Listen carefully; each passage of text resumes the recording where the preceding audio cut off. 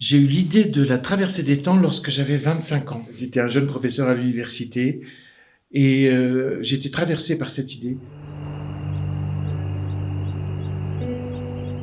Un personnage immortel qui traverserait les époques, qui nous les raconterait, soit parce qu'il a été témoin, soit parce qu'il a été acteur des grands changements qui ont fait l'histoire. Pendant des années, je me suis préparé par mes lectures, par mon travail d'écrivain, à pouvoir écrire cet immense roman. Il y a beaucoup de moi dans Noam. Bon, à part qu'il a des très beaux cheveux et des très grands cheveux. Il a éternellement 25 ans. Je le déteste pour ça. Il est médecin. Mais il est médecin pour une drôle de raison. Il est médecin comme tous les médecins parce qu'il cherche le secret de la vie pour les autres. Mais il cherche aussi le secret de la mort pour lui-même. Parce que cette immortalité, c'est surtout un fardeau plutôt qu'un cadeau.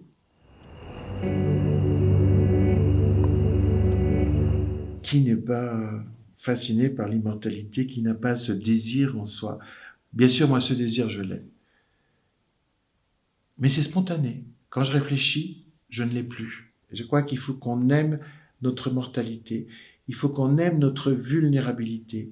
C'est elle qui nous rend attentifs au monde, c'est elle qui nous rend dynamiques, c'est elle qui nous rend vivants. Il y a un truc que j'aurais aimé, c'est être en Galilée au moment où un certain Yeshua de Nazareth se promenait à travers les chemins. Ah, j'aurais bien aimé être là.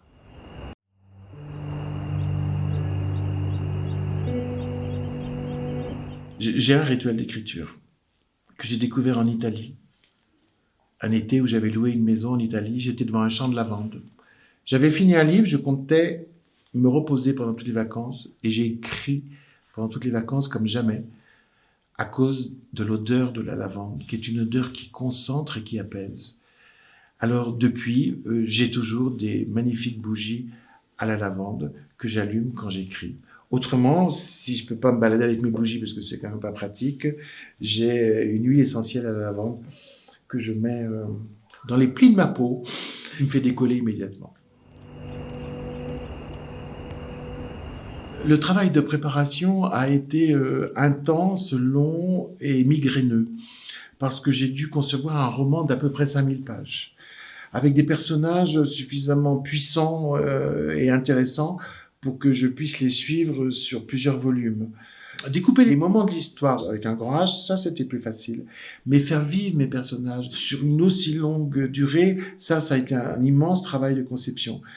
Donc j'ai fait un arbre des possibles, avec toujours la possibilité justement de déplacer quelque chose, mais de savoir si je déplace quelque chose que ça provoque. Une fois que c'est là, ce travail, cet arbre des possibles, ne pas être enfermé dedans. Au moment où on rédige, trouver mieux. Moi, c'est ce que j'aime plus que tout, ces personnages. Quand ils se mettent à exister, je les suis. Je veux dire, c'est eux qui me sifflent.